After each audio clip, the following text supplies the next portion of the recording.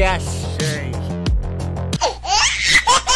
ওই কাল্লা পাঠার কথা, তুই নাকি আমার অ্যাম্বুটারেতে গিয়েছিলি চাঁদা উঠাইতে? কিসের চাঁদা? কেন চাঁদা? গেছিলাম। আমার এলাকায় ব্যবসা করবি আর আমারে চাঁদা দিবি না, তা তো হইতে পারে না চান্দু। কিরে ঠিক কইছি না? হ বস, আপনি যা বলেন তাই তো ঠিক। আমরা ব্যবসা না করলে চলবি কিভাবে? ঘর ভাড়া দিবি কার কাছে?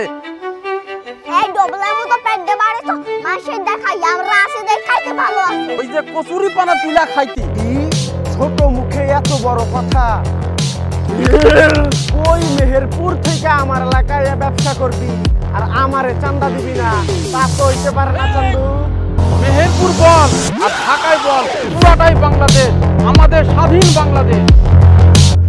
তোর মতো ধান্দাবাজরা আমাদের কাছে চাঁদা নেব, সাহস তো কম না।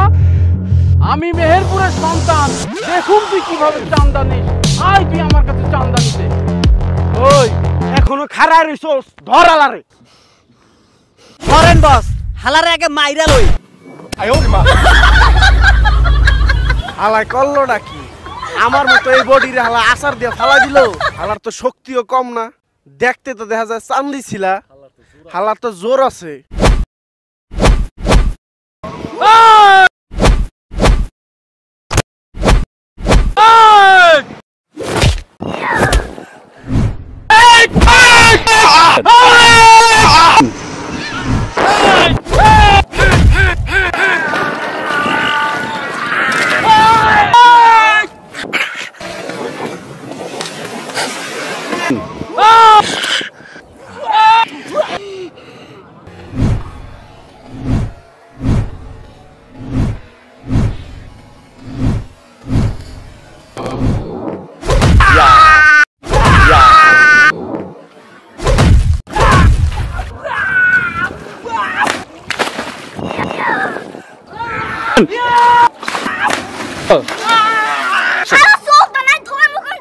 আমি লাঠি মারানো।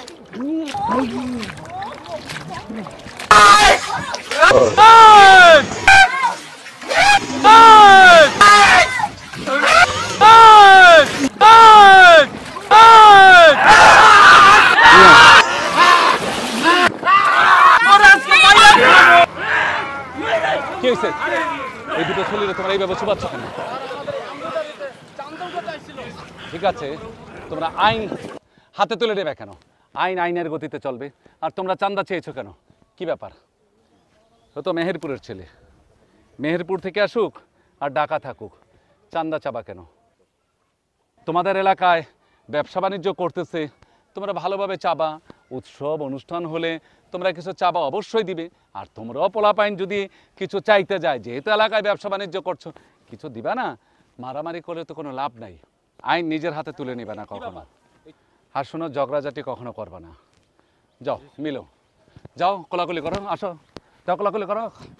চাঁদাবাজি, সন্ত্রাসী, রাহাজানি, মানুষের ক্ষতি করে কেউ কখনো শান্তি পেতে পারে না। সন্ত্রাসীরা কোনো গোষ্ঠী নয়, কোনো দলের নয়। অতীত থেকে তাদের শিক্ষা নেওয়া উচিত, ভবিষ্যতে তাদের পরিণতি তাই হবে।